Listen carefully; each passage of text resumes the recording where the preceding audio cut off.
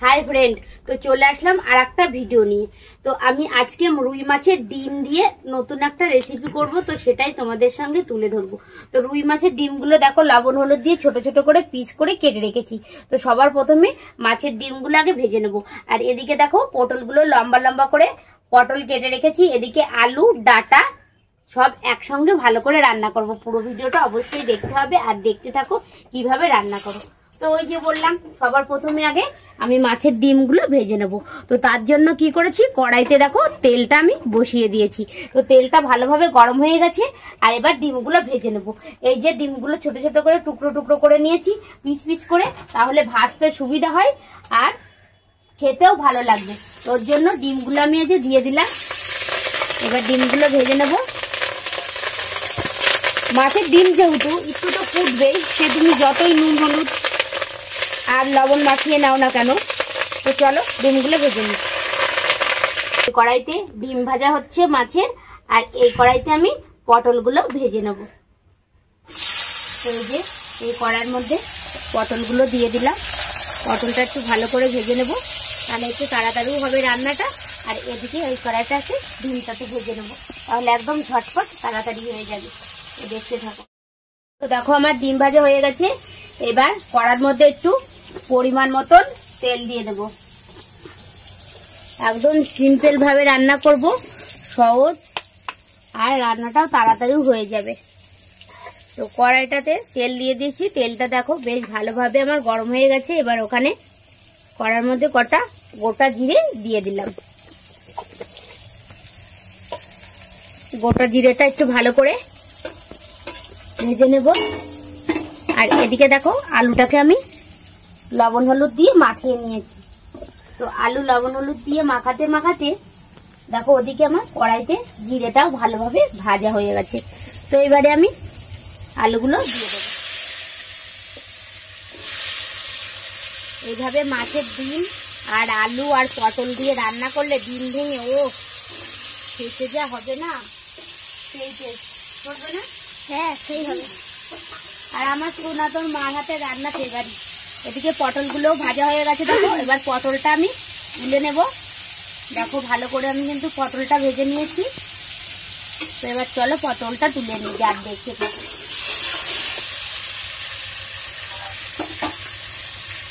তো আলু দিয়ে দিয়েছি। ওই যে বললাম একদম সিম্পল রান্না করব। তো কাঁচা লঙ্কা চিড়ে দেব। মাছের ডিমে কাঁচা লঙ্কা চিড়ে দিলে আর কাঁচা লঙ্কার তরকারি খেতে কিন্তু সেই। পরিমাণ মতন কাঁচা লঙ্কা দেবে, তোমরা যে পরিমাণে ঝাল খাবে সেই পরিমাণে কাঁচা লঙ্কা দিয়ে দেবে। তো আমাদের একটু ঝালটা মিডিয়াম খাই, ওর জন্য আমি অল্প দিলাম। তো দেখো আলুটা আমার লাল করে ভাজা হয়ে গেছে। আর একটু ভালো করে ভেজে নেব। সামান্য পরিমাণে একটু মশলা দেব, অল্প একটু আদা আর জিরেটা বেটে নিই।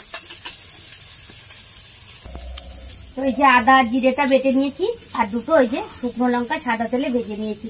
তো পরিমাণ মতন একটু লবণ দিয়ে দিয়েছি, তাহলে তাড়াতাড়ি বাটা হয়ে যাবে।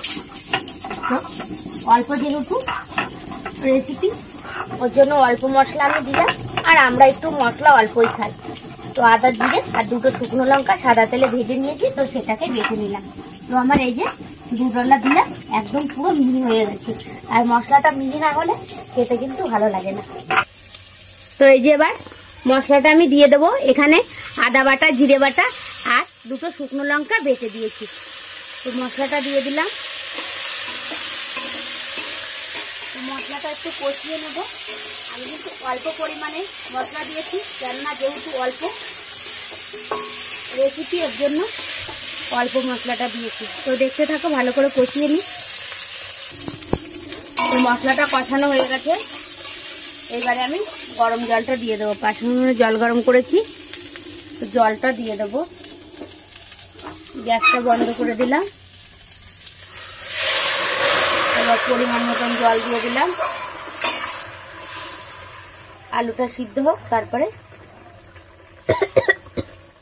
ঝাঁজ বেরিয়ে গেছে, কাঁচা লঙ্কা দিয়েছি, কাঁচা লঙ্কা দিলাম যে তাই ঝাঁজ বেরিয়েছে। তো এবার ঝোলটা ভালো করে, তো এই যে ঝোলটা ভালোভাবে সিদ্ধ হয়ে গেছে। এদিকে দেখো আমার আলুটাও এই যে গলে গেছে।